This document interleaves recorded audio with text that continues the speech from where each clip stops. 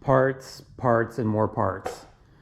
So we've been getting quite a few parts in for the 2J build. It's been kind of slow. I've been kind of like, you know, I shop around, make sure I get the good deals and all that.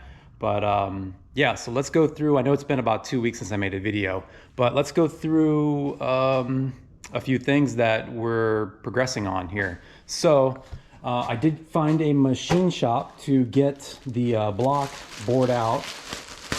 Okay, so we just got this back, I don't know, about a week ago. And they did a really good job, honed it out to 86.5 millimeters. I gave them the pistons and I gave them all that stuff, and they went ahead and did that. So the guy that I had do this, he's kind of a local guy to me. And I did call, originally I called Mazworks over in Orlando, and they were telling me that they couldn't even get to it, not even start on it, until the end of March.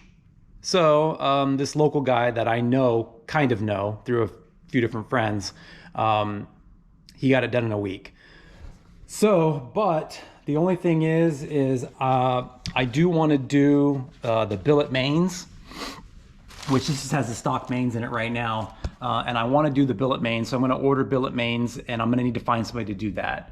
When I asked him about it, he wasn't too keen on it. He didn't really want to do it. He could do it, but he said it would take longer and blah, blah, blah. So I said, you know what, just go ahead and bore it. It was very reasonable price to get it bored. So I'm going to go ahead and find somebody else to do the billet mains. So we also, I've been working on the head a lot. Okay, that's what I've been kind of doing for the last 2 weeks while parts have been coming in. I've been working on the head. So we got, I went ahead and ordered different valves. Got the Ferrea Valves. They're all standard size. The all of the seats are in like excellent condition. Okay, so all I really did was, let me go ahead and take these valves out, and I'll kind of show you and go through what I did to the head. Okay, so I got the valves out, and I'll kind of go through of exactly what I did. So pretty much, I have another video from, I don't know, like a year ago of porting a head similar to this. It's actually the 1J head I have sitting over there. But all I basically did was, I didn't open these up at all, okay? Nothing is opened up. So all I did was, did a light, like a little pocket port, basically just opened this up a little bit, and then I worked on the short turn on the exhaust and the intake. The short turn being, if I can show you guys, right here on the top. Well, it actually is the bottom, but it's flipped over right now. But okay, so I did that, worked on the short turn. On these JZs, I should have kind of left, you know, I got like, once I get on a roll doing something, I just keep going. I don't like stop and think to videotape this, but I should have. These JZs have like a step right here from the machining. When they machine the guy or the seats, they leave like a lip sticking down right here, and it's pretty significant. Okay, it sticks down quite a bit, and it's like it's almost like a 90-degree ledge. So I took all that down through here, okay, on all of them, and then I did that, and the same thing on the exhaust too.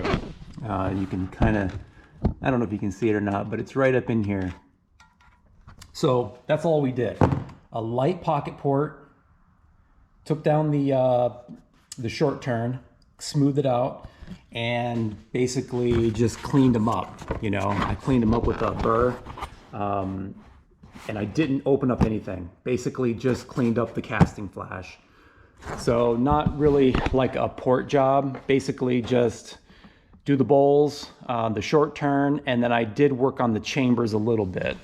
So I took an old set of valves and stuck them in there, and right here, I'll kind of mark it for you. Right here, again, where they machine the guide, or I'm sorry, I keep saying the guide, the seat, where they machine the seat, they leave this like lip right here, okay? It's kind of like a step. So that has all been taken down, and that's just pretty much to like unshroud it. So if you look at it, if you know, when it's on its first couple of millimeters of lift, that ledge right there is really in the way. So that's an easy thing to do. Like, it didn't take but 15 minutes to do all those. So when you have it apart like that, it's not a bad thing to do. And then I basically just used 120 grit and smoothed out the chambers. And that's pretty much it. Took out any kind of sharp edges. You know, they got these sharp edges here. Took those down. You don't want any sharp edges. And yeah, just cleaned it up. So that's it. I don't know what this is going to gain me. Honestly, don't care. I think that it's just that I had it apart and I was cleaning it up anyway. So you might as well do it. You know, it doesn't hurt. So for the power I'm going to be making, I could have done nothing and it wouldn't have mattered. Honestly, Boost doesn't care. It would be fine. I could make the power I wanted to make. So, but it's nice to have it really nice and clean, and you know, all the ports cleaned up. I did 120 grit on the intake, and then a little bit better. I think I did 320 on the exhaust. So you don't want to smooth, you don't want to like polish the intake side. You can go as smooth as you want on the exhaust. It's just that when you try to get it too polished on the intake, it'll start getting wet. Like your fuel will start sticking to it. So with a little texture, it tends not to do that. So that's the research I've done, and that's what I've found. So that's what I did. But anyway, okay, so we got that. What else? Okay, we had the Pistons last time. That wasn't no big deal. We've got locks, keepers. We've got the cams in. This is the GSC S1 Cam. Okay, so it's okay, so like BC makes the 272 and the 264 and the 272. This is basically a 269. So it's kind of in between those two. It does require upgraded valve springs, which, you know, we have the BC valve springs there. Oh, by the way, I did get these valves. You should look on eBay. Like, a lot of people start projects and then stop, and then, or, you know, they order something and then ends up they needed something different. And that's what happened with these. I got these valves on eBay for like a couple $100 less than they are brand new. Okay, so the guy bought them, and these are the standard size, and he needed oversized, which I don't. Like, my seats are in like excellent condition. Okay, like this one here I lapped in, and it's like in super condition. I think this is kind of a low mile motor, or it was. But yeah, but anyway, back to the cams. I get distracted. So this is going to be good to, you know, 800, 1,000 horsepower. This should be fine. But anyway, so we have that. Buckets, we still have to figure that out. I'm probably going to measure and try to order the buckets that are the closest I can get to it. There's also some other options too with shim under bucket. I may look into that. I'm not sure, but we'll see.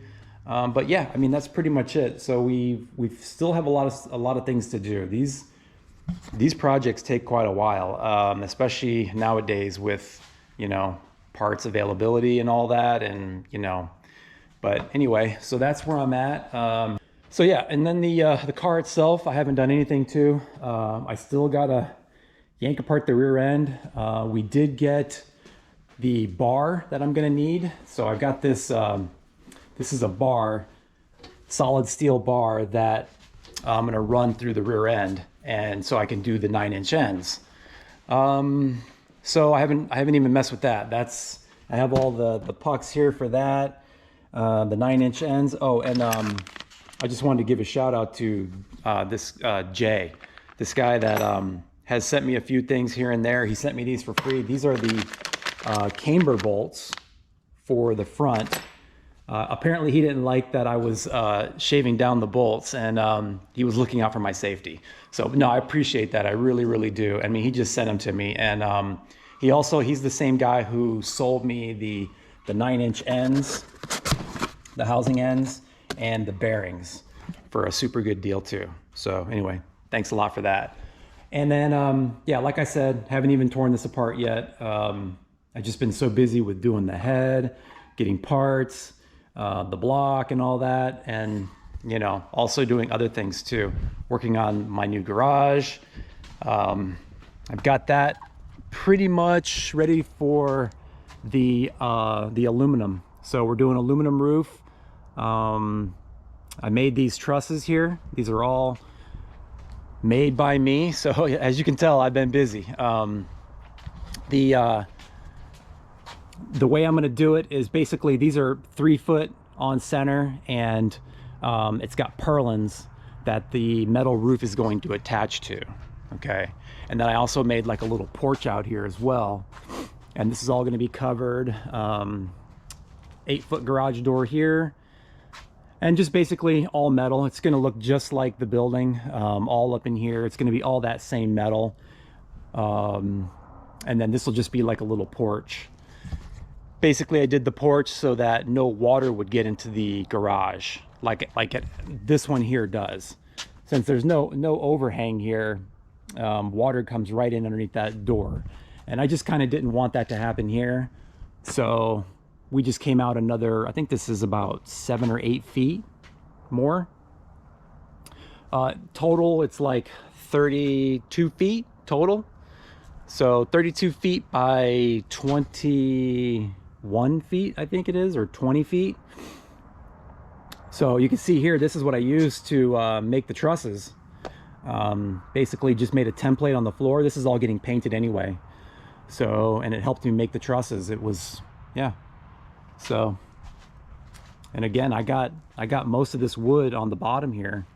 Basically got it all for free from my from leftovers from them building my house. So anyway, it's getting dark right now, guys. I just wanted to give an update. You know, I don't like to go too long. Like I said, it's been 2 weeks. I don't like to go too long without giving an update, because then I'm gonna have to catch you up way more whenever we get this thing going into the car and all that. So, but anyway, hope you enjoyed this little update, and yeah, that's gonna do it. Check y'all later.